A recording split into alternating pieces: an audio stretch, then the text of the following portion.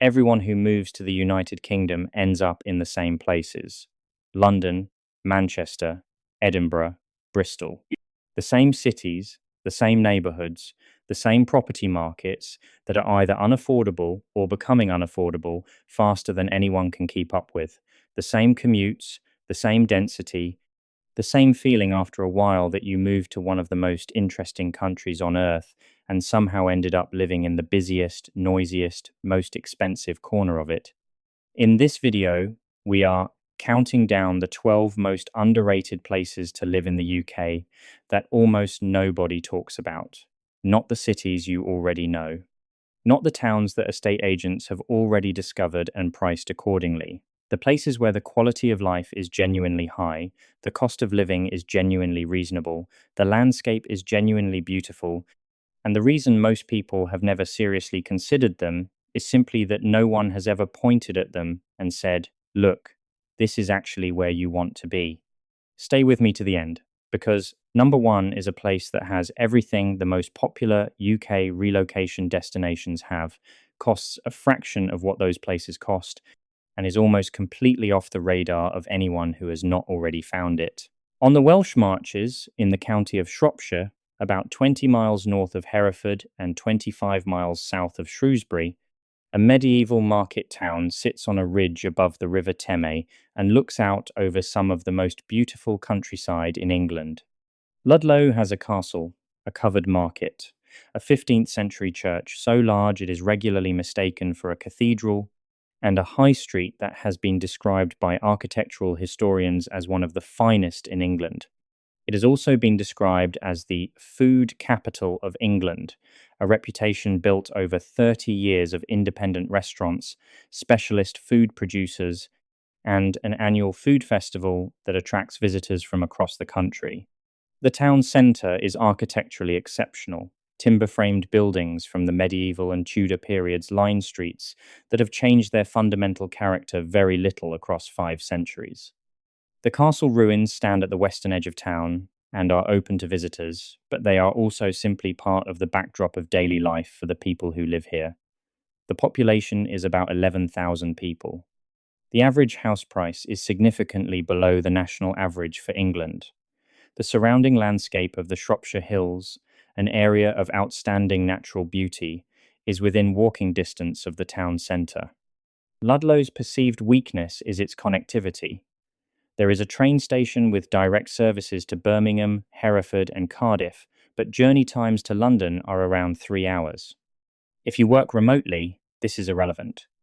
But if your primary requirement is quality of life, a beautiful environment, a functioning town centre with genuine independent character, and a cost of living that does not require you to sacrifice everything else, Ludlow makes a serious case. At the very top of England, just south of the Scottish border, where the River Tweed meets the North Sea, stands a town that is unlike anywhere else in England and that most people south of Newcastle have never seriously considered as a place to live. Berwick-upon-Tweed is the northernmost town in England, a fortified garrison town that changed hands between England and Scotland 13 times in recorded history before finally settling on the English side of the border. Its Elizabethan town walls, the most complete surviving example of their kind in Britain, still encircle the old town. Walking the walls takes about 45 minutes and provides views that oscillate between the North Sea, the River Tweed, the rooftops of the old town, and the Cheviot Hills to the southwest. The North Sea coastline to the north and south of Berwick includes Holy Island, accessible at low tide via a causeway, the Farne Islands, famous for their puffin and grey seal populations, and some of the least crowded beaches in England.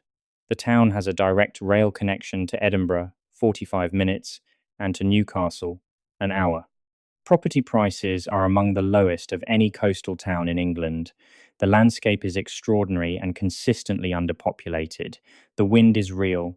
The winters are genuinely northern. But the quality of the light, particularly in the long summer evenings when the northern sky stays bright until 10 at night, is something that people who have lived here describe as the thing they missed most when they left. On the border between England and Wales, in a valley where the River Monnow meets the River Wye, a small Welsh market town sits quietly in some of the most beautiful river country in Britain. Monmouth has a population of about 9,000 people. It has a medieval gate that is the only remaining fortified bridge gate in Britain. It has a castle, a market square, a high street with an independent character that larger towns have long since lost, and access to the Wye Valley, an area of outstanding natural beauty, directly from the edge of town. The town is roughly equidistant between Cardiff and Bristol, each about 45 minutes by road. It has no railway station, which is both its limitation and part of the reason it has retained its character, because the towns that the railway made easily accessible to cities were the towns that were most rapidly transformed by commuter demand.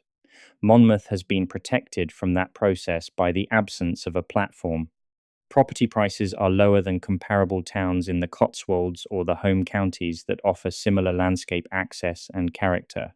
The surrounding area includes Tintern Abbey, the Forest of Dean, and the wider Wye Valley, a landscape that has attracted artists and writers since the 18th century. For families, the town's schools have a strong reputation. For those with flexible working arrangements, the combination of landscape quality, property value, and proximity to two major cities, without being consumed by either of them, is genuinely rare.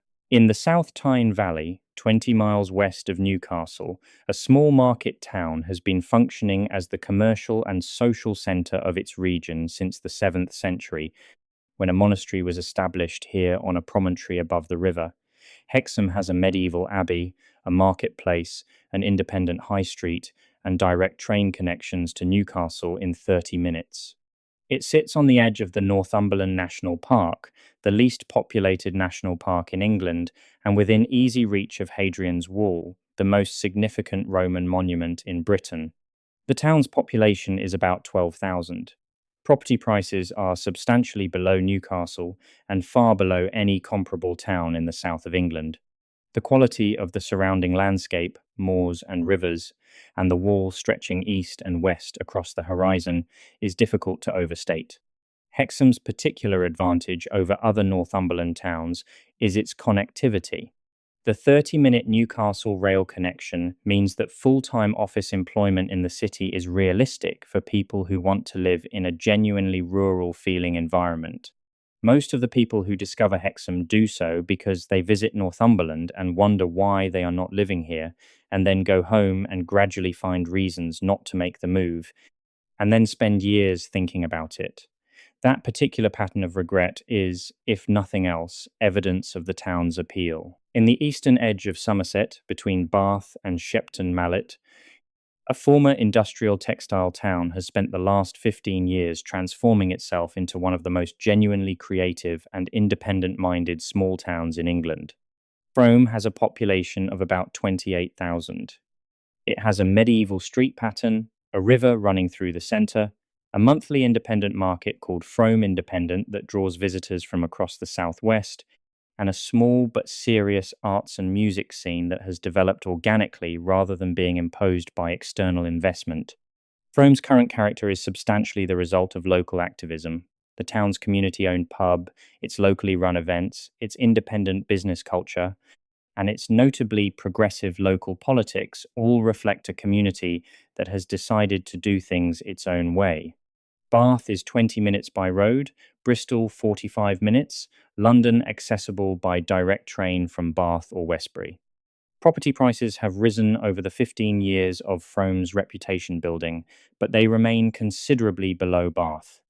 The town's limitation is that its reputation is growing faster than its infrastructure, and the things that made it attractive, the independence, the affordability, the space, are under pressure from the very attention that its success has generated. The time to have moved to Frome was 15 years ago. The second best time is now, before the next phase of the same process continues. In the southwest corner of Scotland, where the River Nith reaches the Solway Firth, a market town of 30,000 people serves as the capital of one of Scotland's most consistently underrated regions. Dumfries is not a fashionable destination. It does not appear in the lists of Scottish cities that attract relocation interest. It lacks the dramatic Highland scenery that defines Scotland's international image. What it has instead is a functioning town with a strong cultural heritage, the most connections to Robert Burns of any town in Scotland.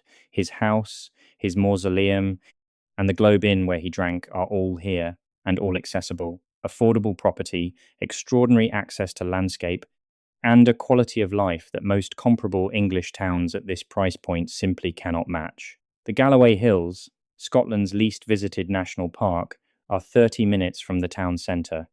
The Solway coast, with its vast estuarial tidal flats, its extraordinary bird populations, and its views across to the Lake District and the English coast, is accessible within the same distance.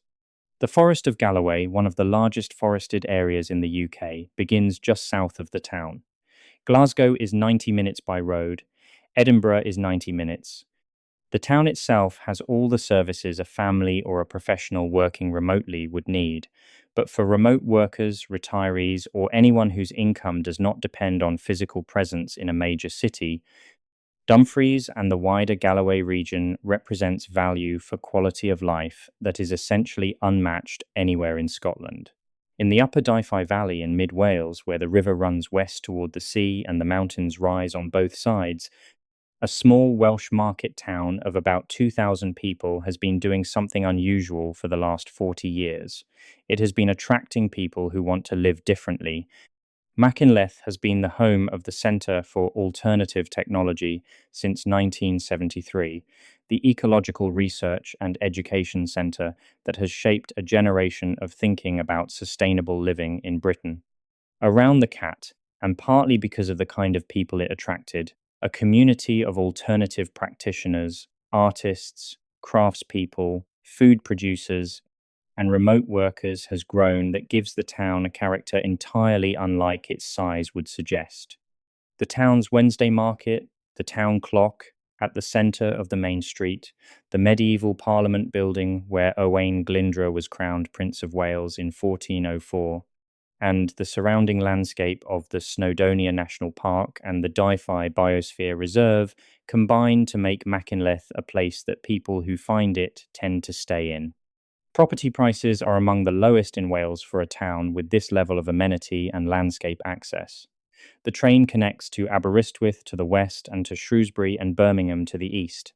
Welsh language is genuinely alive here, which for people who care about that is a significant quality of life consideration, and for people who do not, is simply part of the texture of a place that has not been smoothed into generic Englishness. 35 miles north of Newcastle, inland from the dramatic Northumberland coast, a market town of 8,000 people has been the seat of the Percy family, the Dukes of Northumberland, since the 14th century. Alnwick Castle, which stands at the edge of the town, is one of the most impressive inhabited medieval castles in England and has served as a filming location for the first two Harry Potter films. But Alnwick is not primarily a tourist attraction with a town attached. It is a functioning market town with a strong independent commercial identity, anchored by Barter Books, one of the largest second-hand bookshops in Europe, housed in the town's former Victorian railway station. The surrounding landscape includes the Northumberland coast, an area of outstanding natural beauty, with beaches that are genuinely among the finest in England, and the Cheviot Hills to the west. Property prices in Alnwick are low by any southern comparison and modest even by northern standards. The town's limitation is its connectivity. The nearest rail station is Alnmouth, 3 miles away, with services to Newcastle in 40 minutes. If Newcastle-level connectivity is sufficient, Alnwick offers a quality of environment, an aesthetic, and a pace of life that is genuinely difficult to find elsewhere at this price point. The people who live here, and who walk past Alnwick Castle on their way to the market on a Saturday morning, are not in the habit of telling everyone they know how good they have it. This discretion may be partly self-interested. On the border between England and Wales, where the Black Mountains drop toward the Wye Valley, one of the smallest towns on this list has the most distinctive identity of any of them. Hay-on-Wye has a permanent population of about 1,500 people. It has over 30 second-hand and antiquarian bookshops. It hosts the annual Hay Festival, one of the most significant literary festivals in the world, which for 10 days every year brings 100,000 visitors, and a program that has included Barack Obama, who called it the Woodstock of the Mind, every major British author of the last 40 years, and most of the significant international writers of the same period. For the remaining 51 weeks of the year, Hay is a very small Welsh border town with extraordinary landscape access, a functioning community, and the specific cultural density that comes from being in a place where books are the primary commercial activity. Property prices are low, the Brecon Beacons National Park is immediately accessible, the Black Mountains are immediately accessible, the Wye Valley is immediately accessible, Hereford is 20 minutes by road. The limitation is that Hay is genuinely small and genuinely remote. It is not a place to live if you need the resources of a city within easy reach. It is absolutely a place to live if what you need is a community, a landscape, and a quality of daily life that most people spend their careers saving up to access in retirement. On the North Yorkshire coast, where the River Esk meets the North Sea, a former fishing and whaling port has been one of England's most visited small towns for over a century. Most visitors know Whitby for the abbey ruins on the cliff above the harbour, for its association with Bram Stoker's Dracula, and for what is generally agreed to be some of the best fish and chips in England. They visit, they walk the 199 steps to the abbey, they eat on the harbour side, and they leave. A much smaller number of people have discovered that living in Whitby, as opposed to visiting it, is a genuinely exceptional proposition. Property prices in Whitby are low relative to the quality of the environment.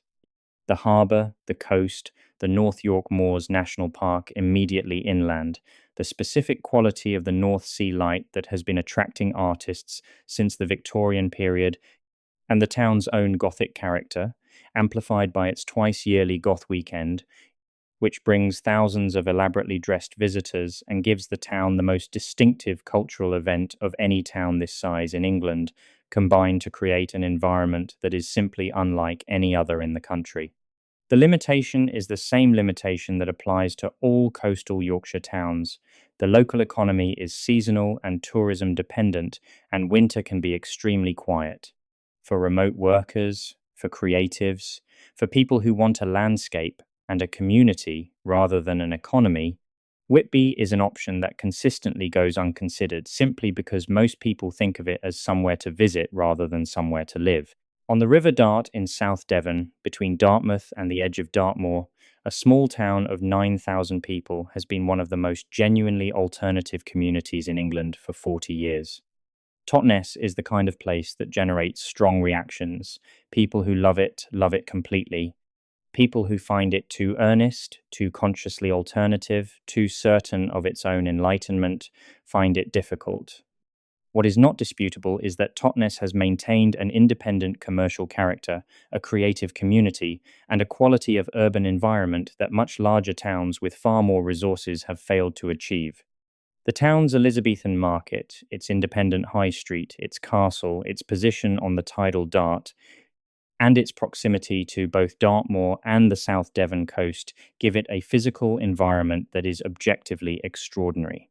The town is also the birthplace of the Transition Towns movement, the global network of communities working toward economic and environmental resilience, which started here in 2006 and spread to over 1,000 towns in 50 countries. Totnes has a direct rail connection to London Paddington via Newton Abbot in around 3 hours and to Exeter in under an hour. Property prices have risen significantly over the last decade, but remain below comparable coastal Devon towns.